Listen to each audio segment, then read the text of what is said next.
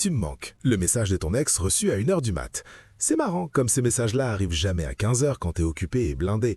Toujours quand t'es au lit, seul, vulnérable, avec zéro lucidité. Coïncidence? Non. Ton cerveau vient d'effacer 3 mois de reconstruction. Merci. Et parce qu'il est vraiment sympa, il te ressort les meilleurs moments façon best-of nostalgique. Les petites choses encombrantes, genre les disputes, les silences, les raisons pour lesquelles t'as pleuré, supprimées. Et maintenant, te voilà à fixer ton écran, à te demander si tu dois répondre, ou si le fait que tu te poses la question veut dire que t'as pas vraiment avancé. Indice, c'est presque ça. La nuance, c'est que t'as pas fini d'avancer. T'as guéri en surface, mais en dessous, c'est encore à vif. Et lui, il revient gratter, voir si t'as bien cicatrisé. Résultat, t'es en colère contre lui. Et en même temps, t'es en colère contre toi de ressentir encore quelque chose. T'oscilles entre « il me manque aussi » et « mais qu'est-ce que je fous ?» Et là, t'as 2 options. La première, c'est répondre. Te dire que peut-être, cette fois, c'est différent.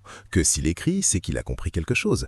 Ton cerveau va te vendre cette version très fort. Il est doué pour ça. La deuxième, c'est rien faire. Et de poser une seule question demain matin, quand t'auras récupéré un minimum de lucidité, est-ce que tu veux répondre à lui ou est-ce que tu veux répondre au manque? Le manque, il te fait croire que tu as besoin de cette personne, alors que tu as juste besoin que quelqu'un te dise que tu comptes. Et ça peut venir de n'importe qui, y compris de toi. Au fond, t'as pas encore appris à te donner ce que tu attends de lui. La validation, la sécurité, le sentiment de compter. Tant que ça dépend de quelqu'un d'autre, n'importe quel message à 1 heure du mat pourra te faire basculer. À la prochaine. Et si t'as besoin d'un peu d'aide, mon livre est là.